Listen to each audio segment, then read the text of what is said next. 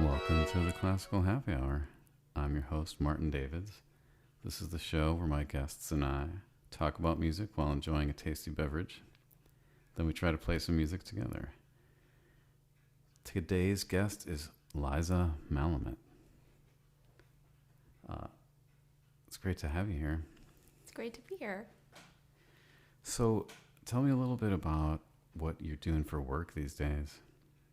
What I'm doing for work? Well, I moved to Chicago to direct the Newberry Consort, and we just had our first concert this October, and it went really well. I was really happy to play with people here, and it was really great. And aside from that, I'm teaching historical trombone at Indiana University, and I tour with my other group in Cantare, and I still freelance throughout the country, and I think that covers it. Cool. So, how did you end up running the Newberry? Ellen and David announced their retirement, and I applied for the position, although I applied sort of at the last minute. I had never imagined actually that I would leave Boston. I lived there for 15 years, but it was such an exciting opportunity, and the Newberry Consort is such a storied ensemble. I thought I would give it a go, and here I am.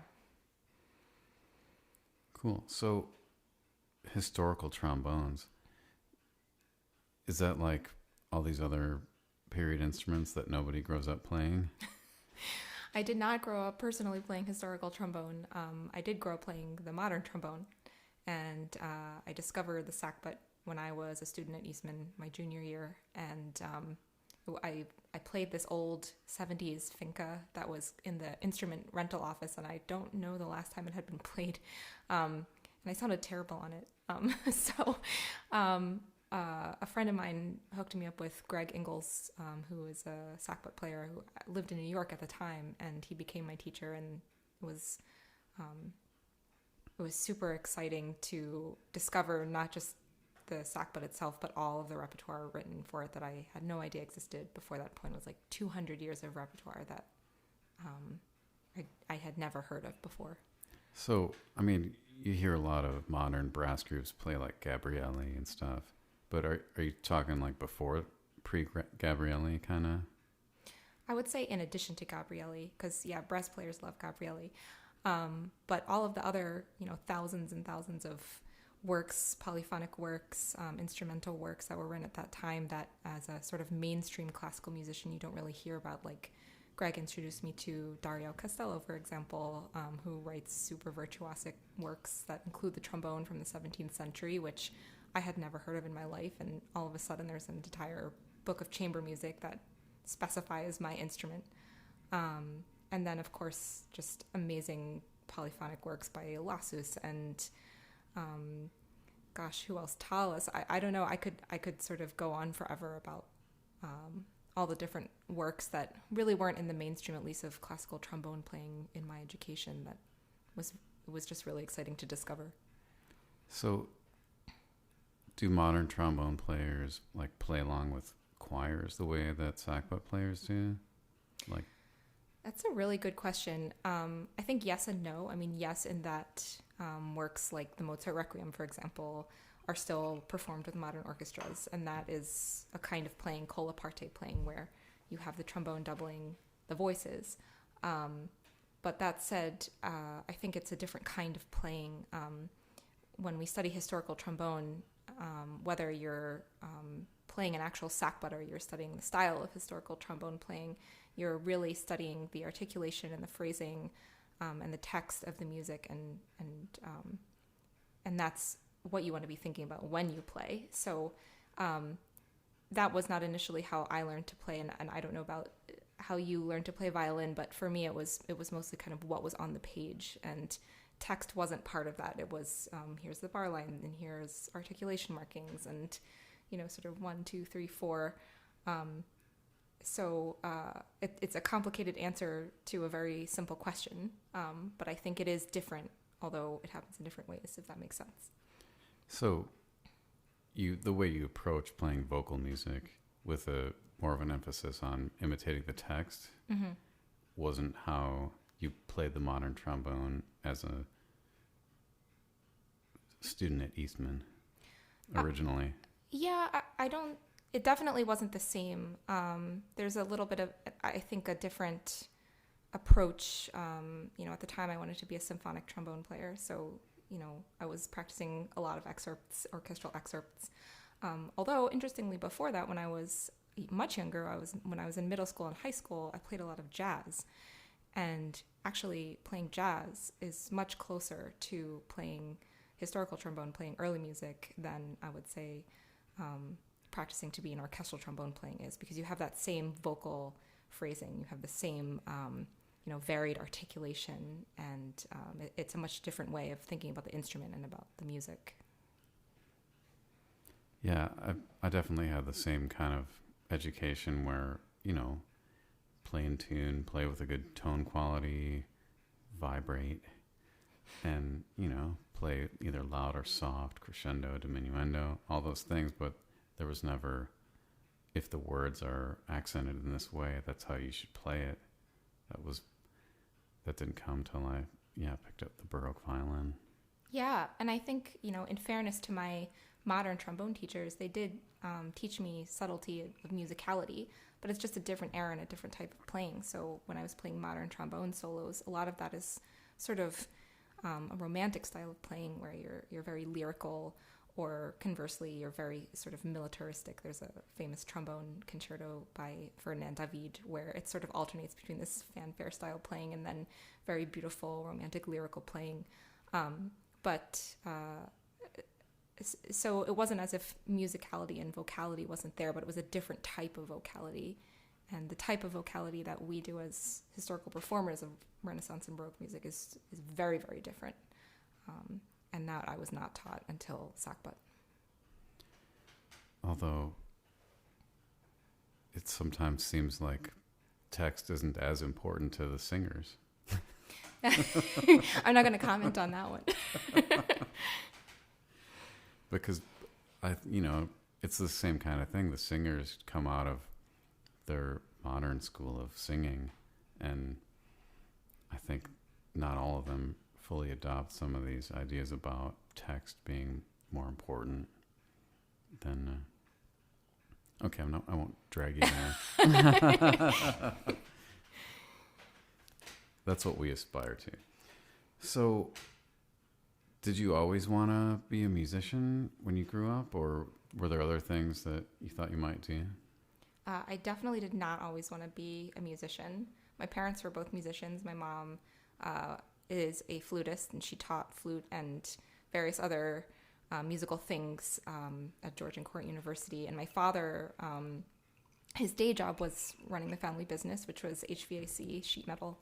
But he actually was an operatic baritone and a very, very good pianist. And my brother and I both were made to study music when we were growing up. We both started on the piano, and then he picked up drums and I picked up the trombone. But the trombone was where I really discovered a love for music that I abjectly denied out of rebellion toward my parents, until finally the writing was kind of on the wall by my senior year of high school, and kind of admitted to myself that I really like this. So I took some auditions, and here I am. So you were thinking, oh, I need to go to a good music school, not just any old university? I don't necessarily think I was... That's a good question. I would have to sort of rewind and go through my thought processes back at the time. I knew I wanted to... There were specific teachers that I was interested in studying with.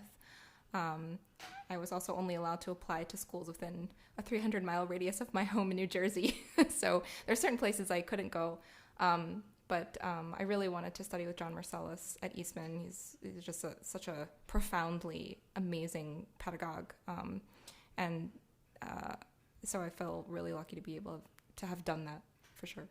And then you turned your back on him.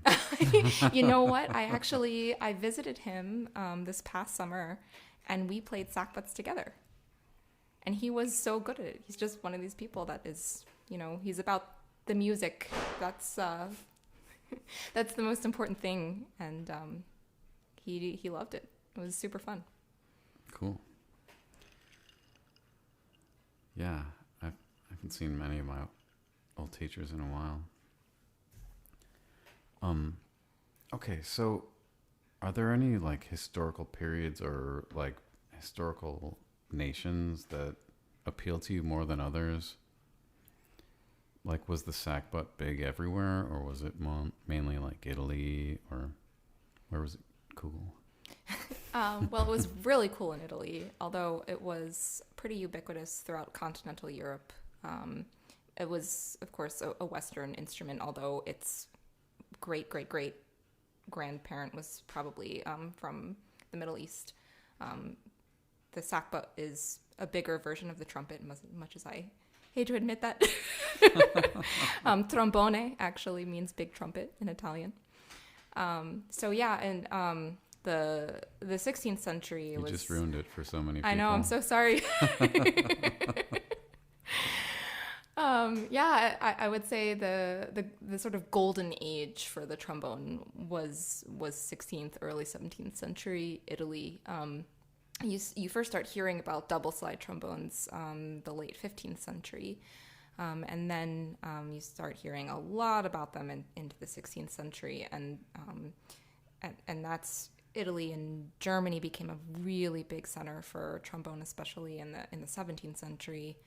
But they were in England, they were in the wind bands in the Low Countries. They were everywhere in Europe, and one of the reasons for that is because they were the only chromatic wind instrument that did not have keys or fixed pitches, or like the trumpet at that time, there were no valves, so they had the overtone series. But the trombone could spontaneously tune to any key and any temperament, any pitch. So it was a really desirable instrument. It was used as, as we mentioned before, a colla parte, a doubling instrument, but also it was used as a substitute instrument even if a singer wasn't there, because the timbre was so similar to the voice, and then it could just slot in if needed. It was used as a continuo instrument. It was used as a solo chamber music instrument. There's a lot of super interesting eyewitness accounts and of its many uses. Agazzari comes to mind, where he says the trombone is it can be used in all these different ways, and that was because the technology at that time was very, very new. Now we can do a lot more with a lot of different instruments, but the trombone, interestingly, is the least changed of all of the Western instruments. It has only gotten bigger. It has not changed the fundamental properties at all. That's why your teacher could play it. Yeah. So you don't have that problem where people drill holes in trumpets? No one drills a hole in the trombone that I know of. We did add valves over time, but... But they always had a slide on them. Yeah, they always had a slide. That probably eliminates a lot of problems. Yes, for sure. Although sometimes it adds problems, because you have to take the whole slide off to empty the water out of your horn until about the 19th century, when the water key started existing.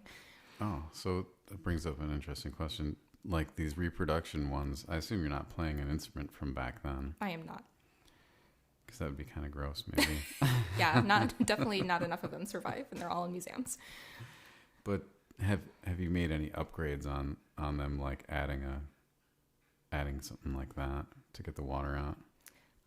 Mine does not have a water key, although some of them do. Like you'll see a lot of bass sackbut reproductions with water keys on the end, because the slides are just so long, because they didn't have the metal wrapping and the valves back then.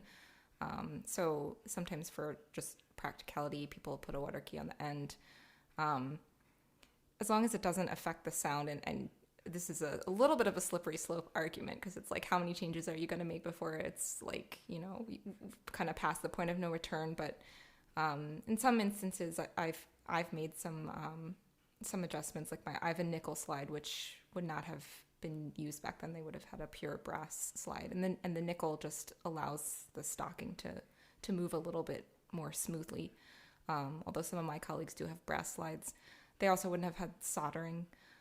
So you would have been able to take apart the entire instrument. It would be put together with beeswax, and they could stick all the parts in like a bag and jump on a horse and kind of go wherever they wanted. My instrument is soldered because that doesn't really affect the sound, or at least if it does, it's so incremental that you probably wouldn't know.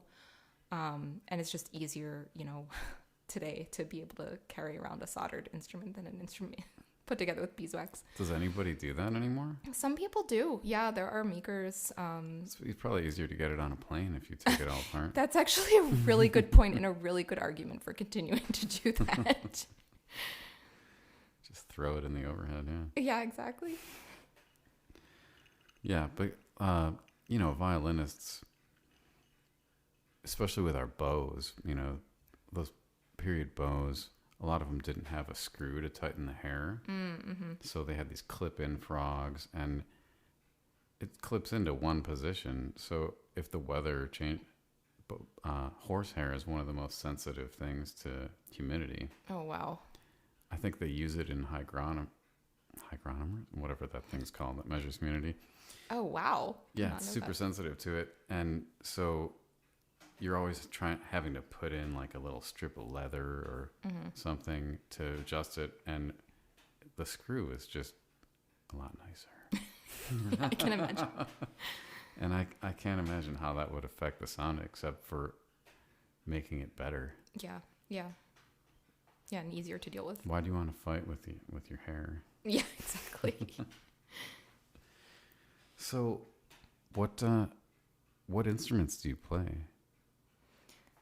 In addition to the trombone, or do you play anything else? I do play the piano for fun. I would never perform on the piano. If asked, you can do like an encore. No, that's probably not going to happen. I play in the privacy of my own home. I can, if asked, play the recorder and the crumhorn. If asked, crumhorn? I have. Do you have one? I don't have a crumhorn. Sadly, someday I will have crumhorns. I love them.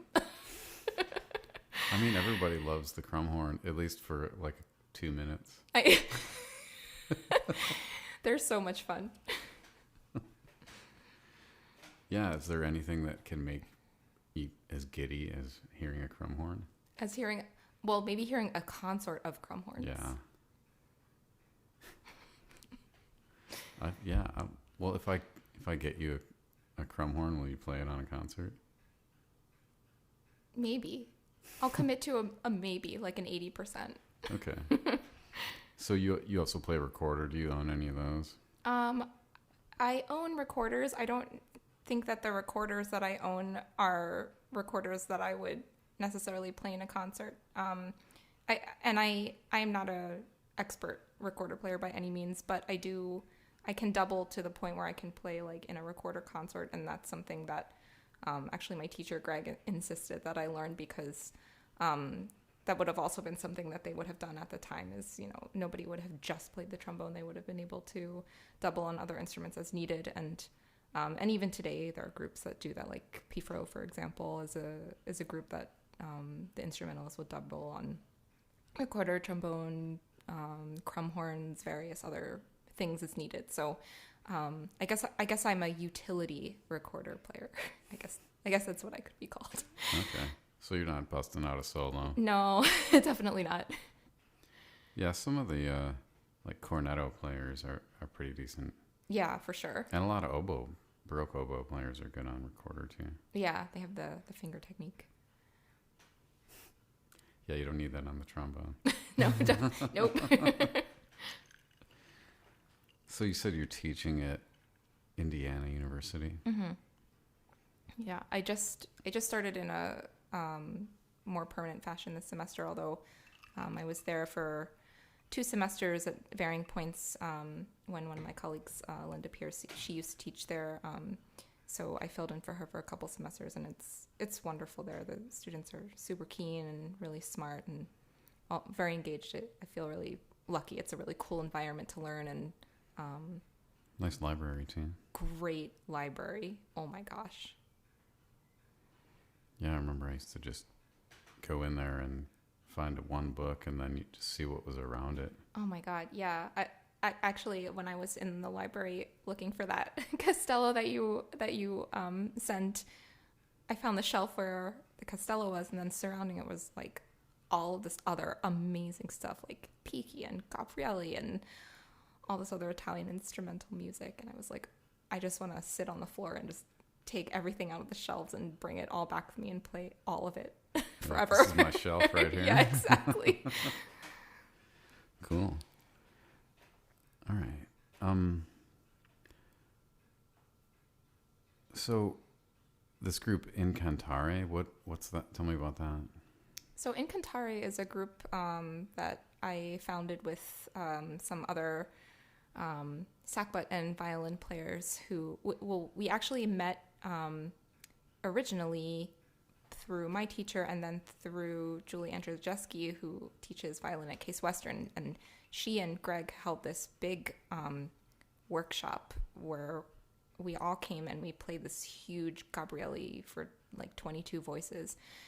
And Ben David and Garrett and I, who play sackbuts together, met Alice Kulin-Elson, who played violin, and everything just kind of clicked, both musically and, you know, personality-wise. It was, you know, it takes actually, there's an element of luck when you form a group. I think sometimes, like, there are groups that, you know, you have most of the elements, but there's, you know, maybe one thing is missing, or there's not that special sparkly something that holds it together. But this was such a great fit. And then eventually we added our two other core members, Naomi Gregory on organ and Cynthia Black on violin. And we play mostly 17th century, sometimes late 16th century music. And our interest is lesser known composers, either from communities maybe that were marginalized or simply forgotten about, or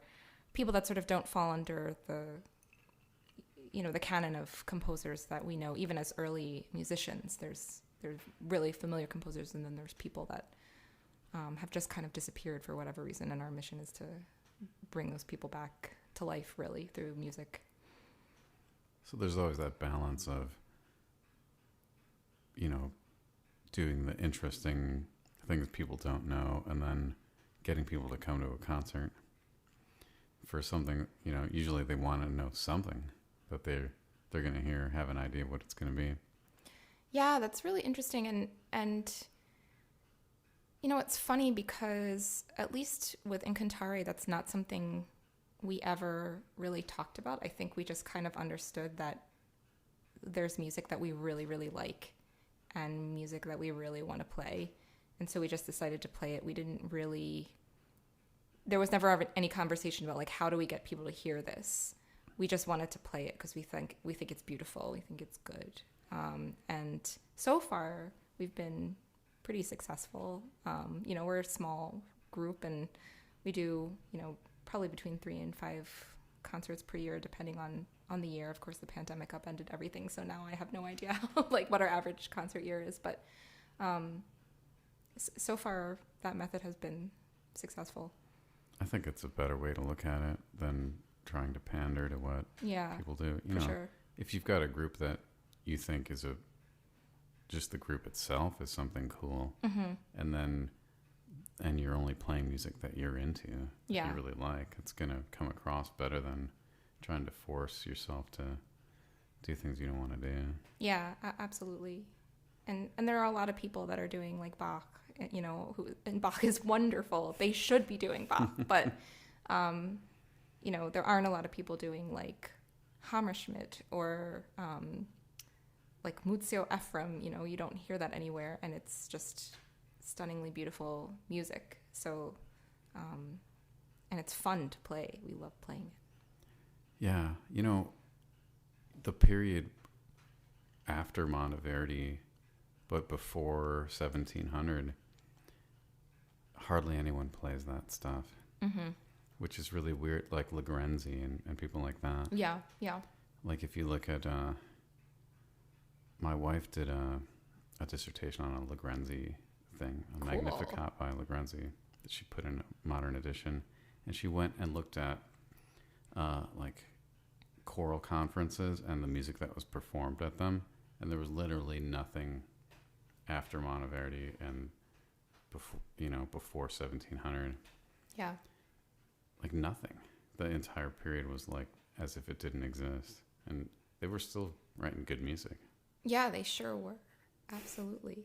Yeah, I've spent a lot of time kind of wondering why that is. And I think partially it's familiarity, partially, the cynical part of me wants to say that, we want to get people in the seats. So here's a familiar piece that we know people will like. And, I'm not going to disparage that. I think that's a valid reason to play music.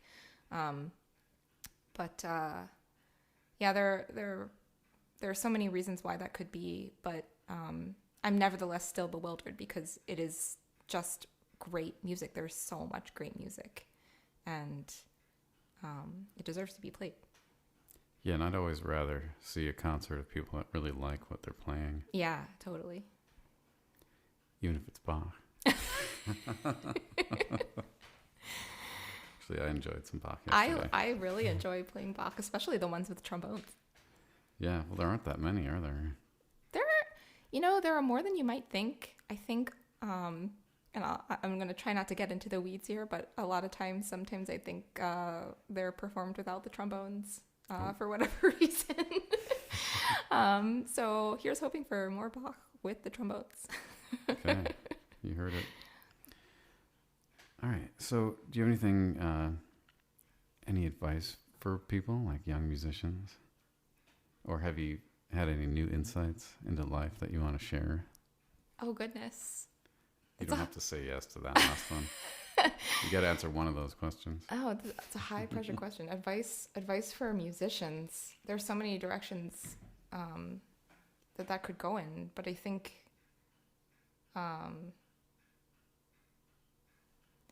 I think what comes to mind really is what we were just talking about is, music can be, having a music career, everybody knows it can be tough, right? It's not always an easy path to follow, but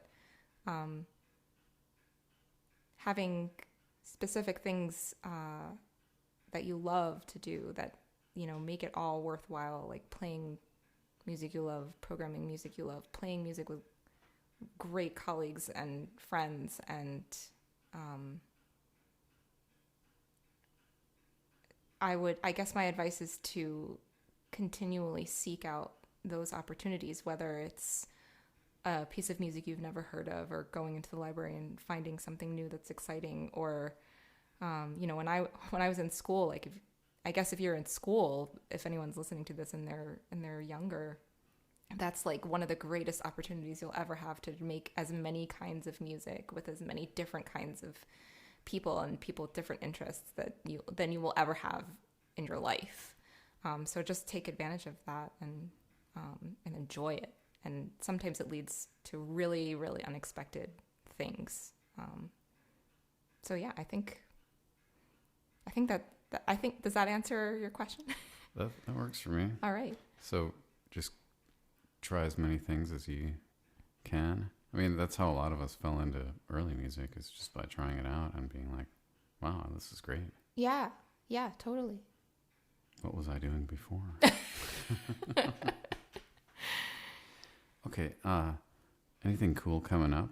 I mean, I'm just going to throw in a little plug here for a concert we have together in December on the 23rd at 7:30 p.m. at Trinity United Methodist Church in Wilmette, Illinois. It's the Callipygian Players doing our Callipygian Christmas concert. It's free, and it's in the Home Alone Church. So, I mean, how can it get... It's like 2 days before Christmas. We got violins, we got a sackbut, we got an organ. It's going to be great. But before that, you've got a concert with your group, right? Yeah, well, Newberry Consort is doing the annual Mexican Christmas show.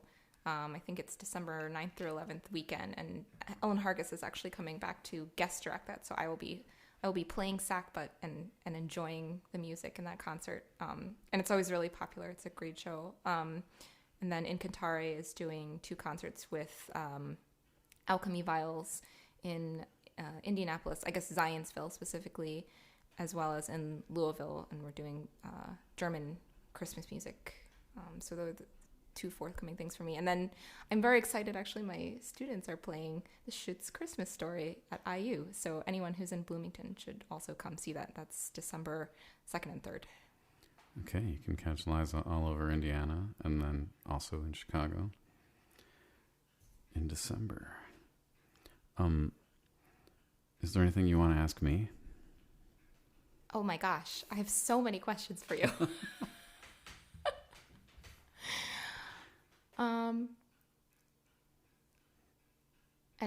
And of course, it's like when you go into a bookstore and you know that there's like a bunch of books you want to read, and then you go into the bookstore and they're like all in front of you, and then you don't remember like one book that you want to read, and you just kind of like look helplessly around the shelves. I do have some questions for you. I guess one thing that I would love to know, I mean, we never met until I came here, but you're like kind of everywhere actually. So I'm really curious how you sort of got into the scene here in the Midwest, and like maybe this is too long a question for the end of a podcast, but like what your path was in historical violin here and how you got here. Well, I went to IU.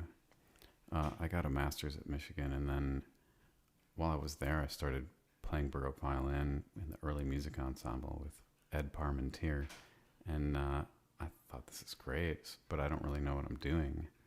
And there weren't a lot of programs at that point. So Stanley was at IU, so I went down there and auditioned, and I was going to get a doctorate. And anyway, I ended up with a performer diploma because I wanted to finish. That's fair. Yeah. I mean, people were like 8 years in and still not done. So, I wanted to have an adult part of my life out of school. And then I got married and actually moved to Canada. But then after a couple of years, my wife went back to school at Northwestern to get her doctorate in choral conducting. So we moved here.